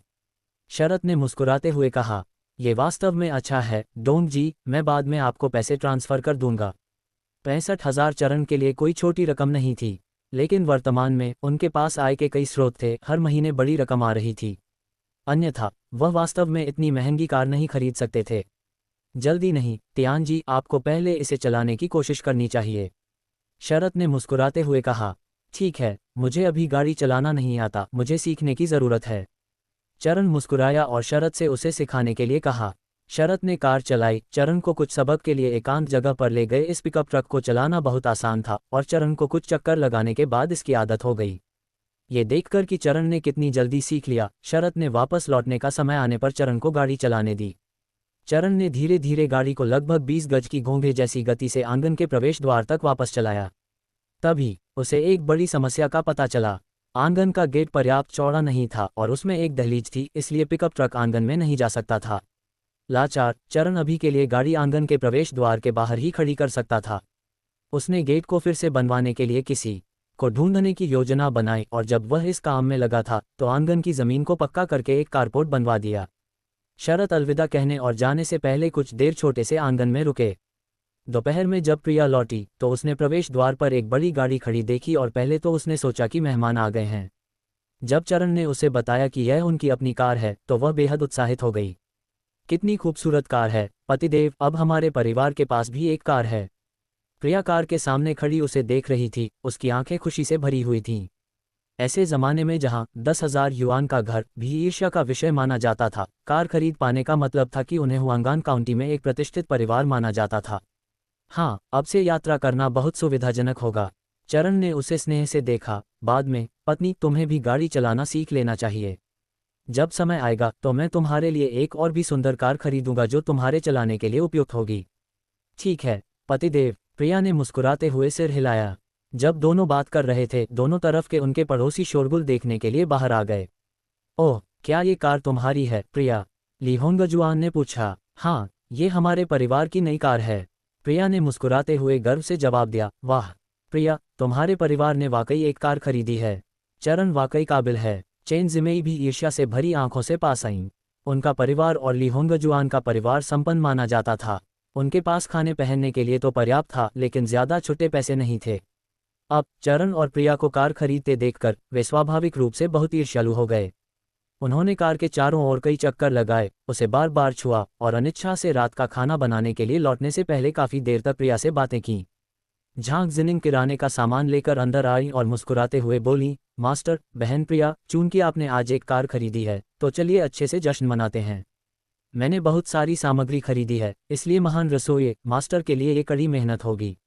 झांग जिनिंग एक संपन्न परिवार से थी, इसलिए कार खरीदने से उन्हें ज्यादा परेशानी नहीं हुई। आखिरकार उस युवती की 2 महीने की जेब खर्च से एक अच्छी इंपोर्टेड कार खरीदी जा सकती थी। उसे ज्यादा चिंता इस बात की थी कि आज रात के खाने में कुछ और पकवान बनेंगे या नहीं। इसलिए जब शरद और चरण गाड़ी चलाना सीखने गए तो वह उत्साह से किराने का सामान खरीदने बाजार भागी। उस समय प्रिया और चरण उसे एक छोटी सी पेटू बिल्ली की तरह देखकर हंसे बिना नहीं रह सके। ठीक है, तो मैं आज रात कुछ और पकवान बनाऊंगी और हम अच्छे से जश्न मनाएंगे, चरण मुस्कुराते हुए जवाब दिया। ये पहली कार थी जो उसने और प्रिया ने खरीदी थी, इसलिए इसका महत्व असाधारण था। हम झांग जिनिंग ने यह सुनकर उत्साह से सिर हिलाया कि वहाँ अच्छा खाना मिलेगा। हालांकि चरण और प्रिया का खाना बुरा नहीं था, लेकिन वे हर बार बड़ी मछली और मांस नहीं खाते थे। आखिरकार आम लोगों के दिन के 3 भोजन घर का बना खाना ही तो थे। इतने शानदार खाने पीने के मौके कम ही मिलते थे। जब सब बातें और हंसी मजाक कर रहे थे, विक्रम 2 बोतल अच्छी शराब लेकर चरण को ढूंढने आया। उसके चेहरे पर मुस्कान थी और अंदर आते ही उसने कहा, तियान जी, मैंने शरत से सुना कि आपने एक नई कार खरीदी है, इसलिए मैं आपको और प्रिया साओजी भाभी प्रिया को बधाई देने आया हूँ और मैं 2 बोतल अच्छी शराब लाया हूँ। उस बच्चे शरत को आज रात अपनी पत्नी के साथ अपने ससुर के घर रात के खाने के लिए जाना है, इसलिए उसके पास आने का समय नहीं है। चलो हम दोनों भाई एक अच्छी ड्रिंक लेते हैं। ठीक है, चलो पहले अंदर चलते हैं। मैं आज रात अपने खाना पकाने के कौशल का प्रदर्शन करूंगा, चरण ने मुस्कुराते हुए कहा, घर में सभी का स्वागत करते हुए। कुछ क्षणों के लिए विक्रम के साथ बातचीत करने के बाद चरण खाना पकाने के लिए रसोई में चला गया। प्रिया थोड़ी देर के लिए विक्रम और झांग जिनिंग के साथ रही, फिर चरण की मदद करने के लिए रसोई में भी दौड़ी। उसने सब कुछ खरीद लिया, आसमान में उड़ने वाली, जमीन पर चलने वाली और पानी में तैरने वाली चीजें। वह युवती अमीर और हठी थी, पानी की तरह पैसा उड़ाती थी, चीजें खरीदते समय दाम भी नहीं पूछती थी। रसोई में चरण और प्रिया व्यस्त थे, जबकि मुख्य हॉल में विक्रम झांग जिनिंग के साथ बेकार की बातें कर रहा था। जब दोनों साथ होते थे तो माहौल बहुत सामंजस्यपूर्ण होता था। विक्रम के कान लाल हो गए। वह अपनी जेब से एक उपहार बॉक्स निकालने और झांग जिनिंग को देने से पहले काफी देर तक हिचकिचाया। जीनिंग, मैंने इसे कल डिपार्टमेंटल स्टोर से खरीदा था। मुझे लगा कि यह तुम पर बहुत अच्छा लगेगा। क्या तुम्हें ये पसंद है? झांग जिनिंग ने विक्रम के लाल चेहरे को देखा और उसकी हृदय गति भी थोड़ी तेज हो गई। उसने गहनों का बॉक्स लिया, उसे खोला। मोतियों से एक चमकदार चमक निकल रही थी और स्टाइल भी बहुत खूबसूरत था। झांग जिनिंग ने मोतियों वाली हेयर क्लिप की जोड़ी को देखा और उसकी निगाहें नर्म पड़ गईं। विक्रम बहुत विचारशील था, उसने देखा कि उसे चोटी बांधना पसंद था और उसके बालों के सामान आमतौर पर जोड़े में होते थे। इसलिए उसने जो उपहार दिया वह भी एक जोड़ा था। जब कोई उसे खुश करने के लिए उपहार खरीदने का प्रयास करता है तो झांग जिनिंग खुश कैसे न होती। उसने अपने होठों को मोड़ा और विक्रम को एक प्यारी सी मुस्कान दी। धन्यवाद विक्रम, मुझे वास्तव में आपका उपहार पसंद आया। विक्रम ने उसकी मुस्कान देखी और उसका चिंतित दिल आखिरकार शांत हो गया। वह भी मुस्कुराया, यह अच्छी बात है कि तुम्हें ये पसंद आया। जीनिंग, क्या कल तुम्हारे पास समय है? क्या हम साथ में हुआंगलिंग पर्वत चलें? ठीक है, मुझे काफ़ी समय हो गया है जब से मैंने बाहर कुछ नहीं किया। अगर कल मौसम अच्छा रहा तो टहलने जाना अच्छा रहेगा। झांग जिनिंग ने मुस्कुराते हुए कहा, मैंने मौसम का पूर्वानुमान देखा और उसमें लिखा है कि कल धूप खिली रहेगी, बारिश नहीं होगी। विक्रम ने सिर खुजलाया और उसे सहमत देखकर मुस्कुराया। वाह, अच्छी बात है, अगर बारिश न हो तो ही हम मज़े कर सकते हैं। कुछ देर बातें करने के बाद चरण और प्रिया ने खाना बनाना खत्म किया और उन्हें हाथ धोने और रात के खाने की तैयारी करने के लिए बुलाया। विक्रम और झांग जिनिंग हाथ धोकर जल्दी से रसोई में बर्तन धोने में मदद करने के लिए दौड़े। आज रात चरण ने कुल 8 व्यंजन और एक सूप बनाया, जो बहुत ही स्वादिष्ट था। ठंडा बीफ सलाद, तेल में ब्रेज्ड प्रॉन्स, चावल के आटे में स्टीम्ड पोर्क, भुना हुआ स्क्वैब, भुने हुए lamb chops, sweet and sour pork lion, ठंडा फंगस सलाद, स्टफ फ्राइड पत्ता गोभी हाट्स और क्रूसियन काप सूप था। जब से घर में ओवन लगा है, चरण ने उसका भरपूर उपयोग किया है। जब भी उसके पास समय होता, वह प्रिया और झांग जिनिंग के लिए नाश्ते में छोटे छोटे केक और कुकीज़ भी बना लेता। बिना किसी मिलावट के ये खाने में ज़्यादा स्वास्थ्यवर्धक होते। सुगंधित व्यंजनों से भरी मेज़ को देखकर सभी लोग जल्दी से बैठ गए और खाना शुरू कर दिया। विक्रम ने बाइजियू की एक बोतल खोली और चरण के साथ 2 ड्रिंक्स लीं। दोनों में से किसी को भी शराब पीने की कोई समस्या नहीं थी, वे बस सीमित मात्रा में ही पीते थे। कुछ लोग शाम के 8 बजे तक खाते पीते और बातें करते रहे। विक्रम झांग जिनिंग को आराम करने के लिए सराय में ले गया। चरण ने उठकर मेज से बर्तन, कटोरे, चॉपस्टिक और चम्मच साफ किए और उन्हें धोने के लिए रसोई में ले गया। दूसरी ओर प्रिया पाचन में सहायता के लिए आंगन में टहल रही थी।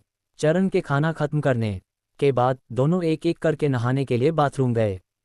चरण बेशक अब भी प्रिया के साथ नहाना चाहता था, हालांकि उसे बेरहमी से मना कर दिया गया।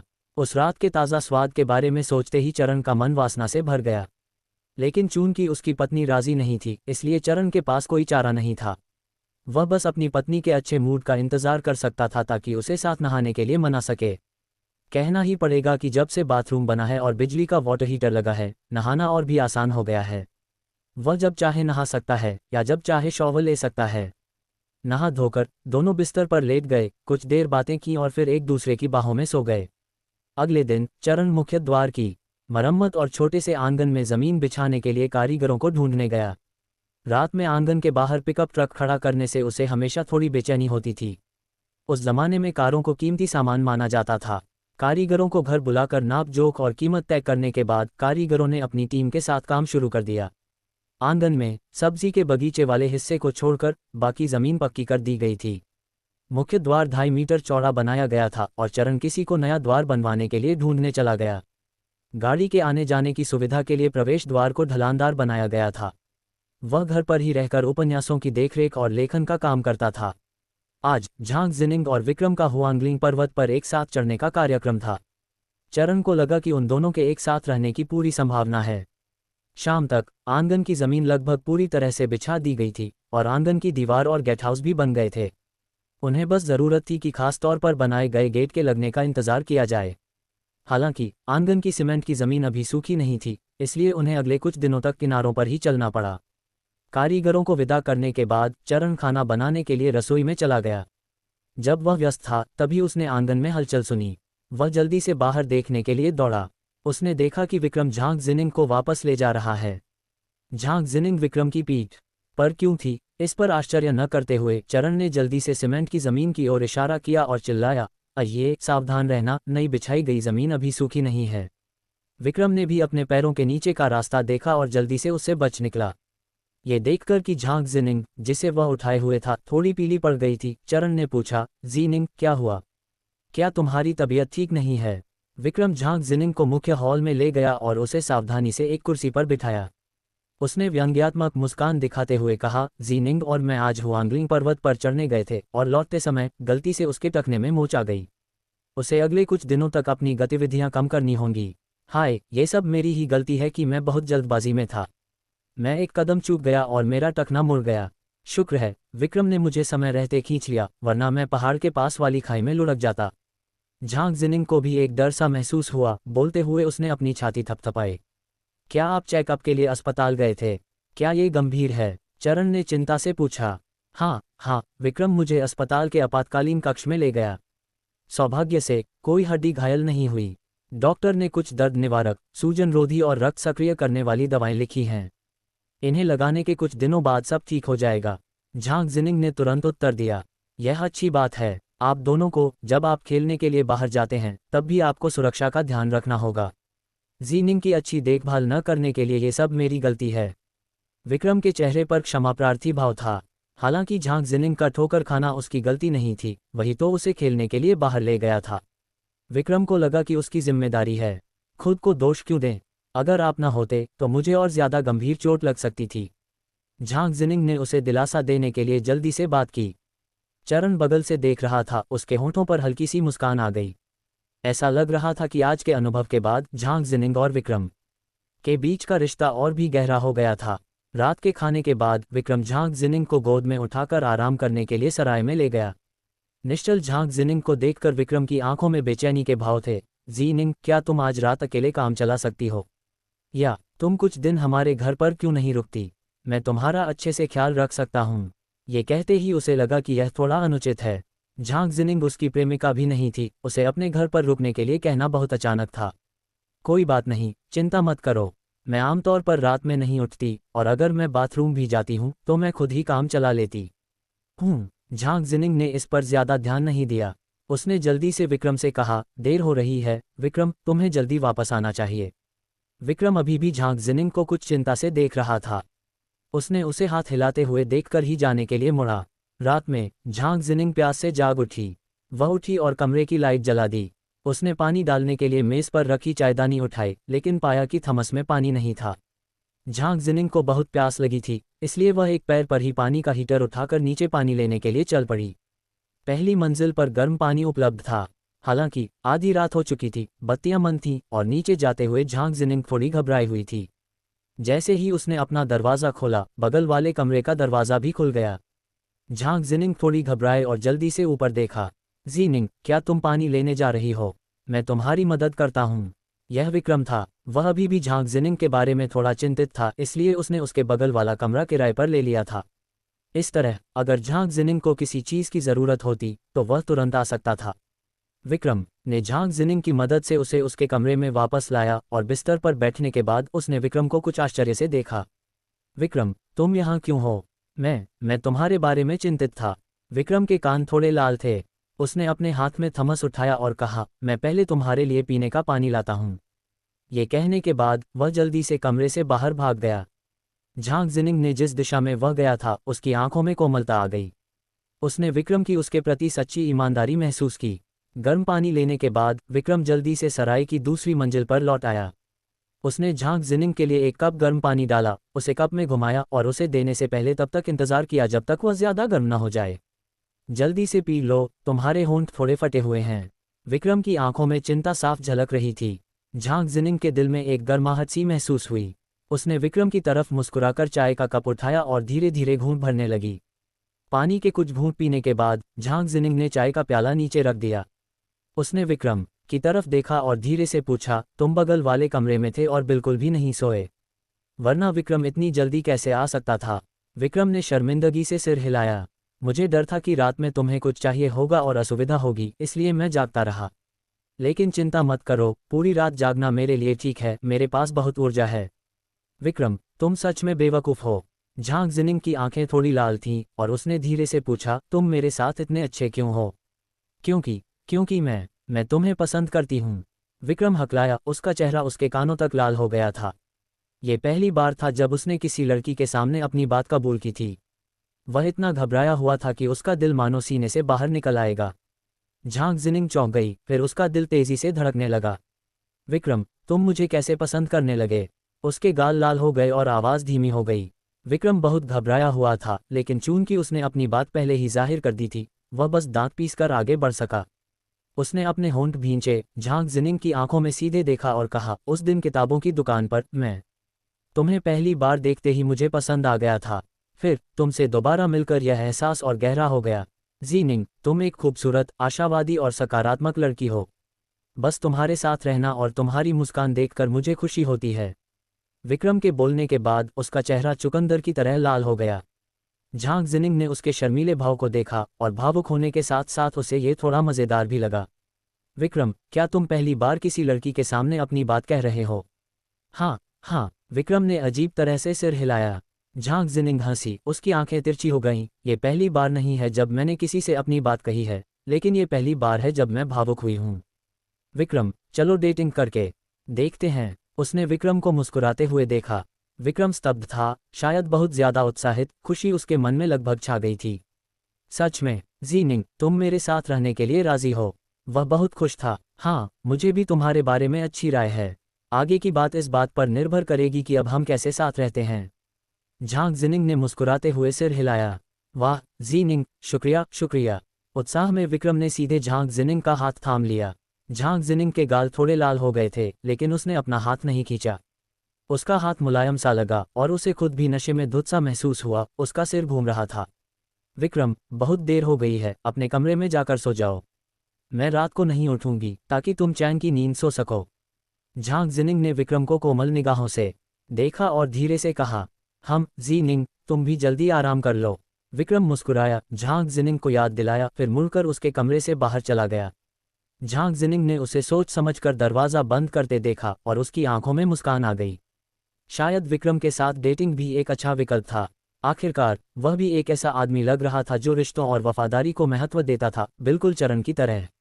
झांग जिनिंग एक अमीर परिवार में पैदा हुई थी और बचपन से ही उसने बहुत सारे अंदरूनी कलह और सत्ता संघर्ष देखे थे।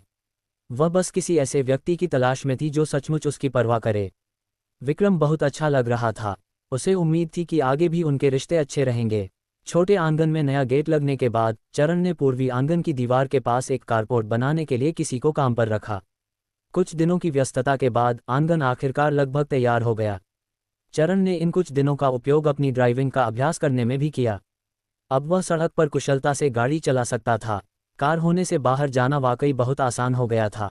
खासकर इस जमाने में काउंटी में ज़्यादातर परिवारों के पास कारें नहीं थीं, इसलिए ट्रैफिक जाम की चिंता करने की कोई ज़रूरत नहीं थी। तियांगे, कपड़ों की फैक्ट्री के लिए फैक्ट्री बिल्डिंग किराए पर ले ली गई है और मैं अभी सारी प्रक्रियाएं संभाल रहा हूं। विक्रम ने चरण को प्रगति की जानकारी देने के लिए फ़ोन किया। ये सुनकर चरण भी उत्साहित हो गया। तुमने बहुत मेहनत की है। ये फैक्ट्री बिल्डिंग कहाँ है? जब समय मिलेगा तो मैं जाकर देखूंगा। यह अभी भी हमारे औद्योगिक पार्क में ही है, इसलिए तुम्हें इधर उधर भागने की ज़रूरत नहीं पड़ेगी, तियांगे। विक्रम ने मुस्कुराते हुए चरण को कपड़ों की फैक्ट्री का स्थान बताया। ये सुनकर चरण मुस्कुराए बिना नहीं रह सका। कपड़ों की फैक्ट्री इरेंडेली केमिकल फैक्ट्री से ज़्यादा दूर नहीं थी, जो चरण के लिए वाकई सुविधाजनक था। विक्रम से कुछ देर बात करने के बाद उसने फ़ोन रख दिया और औद्योगिक पार्क जाने की तैयारी करने लगा। फैक्ट्री की इमारत किराए पर ली गई थी और कंपनी की सारी प्रक्रियाएं जल्द ही पूरी हो जानी थीं। ली लीकुन को कपड़ों की फैक्ट्री के लिए ज़रूरी मशीनरी और उपकरण बनाने का काम भी पूरा करना होगा। उसे कपड़ों की फैक्ट्री की मुख्य टीम बनाने के लिए कर्मचारियों, विभाग प्रबंधकों और एक फैक्ट्री निदेशक की भर्ती की तैयारी भी करनी थी। फ़ोन रखते ही चरण ने 2 कदम ही उठाए थे कि फ़ोन फिर बज उठा। चरण ने थोड़ी भौहें चढ़ाईं, ये सोचकर कि विक्रम कुछ कहना भूल गया है। उसने जल्दी से फ़ोन उठाया, लेकिन दूसरी तरफ से एक भयावह आवाज़ सुनाई दी। क्या ये मिस्टर चरण हैं? आपकी पत्नी प्रिया हमारे कब्जे में है। चरण चौंक गया और फ़ोन रिसीवर पर उसकी पकड़ अचानक मजबूत हो गई। तुमने क्या कहा? उसने दांत पीस लिए, उसकी आंखों में गुस्से की एक झलक दिखाई दी। गुस्सा मत हो, हमारा कोई बुरा इरादा नहीं है। हम बस चाहते हैं कि मिस्टर किम कुछ मशीनरी और उपकरण डिज़ाइन करने में हमारी मदद करें। फ़ोन पर उस आदमी की आवाज़ में एक छिपी हुई धमकी थी। जब तक तुम आज्ञाकारी होकर सहयोग करते रहोगे और हमारी बात मानते रहोगे, तुम्हारी पत्नी स्वाभाविक रूप से सुरक्षित और स्वस्थ रहेगी। अगर तुमने उसे छूने की हिम्मत की तो मैं तुम्हारे पूरे परिवार को मार डालूंगा। चरण ने आंखें लाल और दांत पीसते हुए कहा। फ़ोन के दूसरी तरफ मौजूद आदमी ने व्यंग्य किया, मानो उसे चरण की बातों की कोई परवाह ही न हो। कल सुबह मुझे 5 मशीनरी और उपकरणों के विस्तृत ब्लूप्रिंट चाहिए, जो बाजार में उपलब्ध किसी भी चीज़ से ज़्यादा उन्नत हों। अगर तुम नहीं दे पाए तो मैं तुम्हारी पत्नी की एक उंगली काटकर तुम्हारे घर भेज दूंगा। उस आदमी का स्वर ठंडा था, मानो उसकी नज़र में इंसानी जिंदगी सिर्फ घास फूस हो। हरामजादी, चरण गर्जा। प्रिया की हालत के बारे में पूछना ही चाहता था कि तभी उसे एहसास हुआ कि सामने वाला व्यक्ति फ़ोन काट चुका है। मास्टर, आखिर क्या हुआ? झांग जिनिंग ने चरण की दहाड़ सुनी, उसे लगा कि कुछ गड़बड़ है और वह जल्दी से पूछने के लिए उठ खड़ा हुआ। चरण ने उसे समझाने की जहमत नहीं उठाई, उसका चेहरा गंभीर था और वह छोटे से आंगन से बवंडर की तरह भागा। स्वीटहार्ट टेलर शॉप के प्रवेश द्वार पर पहुंचकर वह जल्दी से अंदर भागा और देखा कि एक व्यक्ति जमीन पर पड़ा है, उसकी पुतलियां तेजी से सिकुड़ रही हैं। वह वांग जिनलान थी। वह इस समय जमीन पर बेहोश पड़ी थी।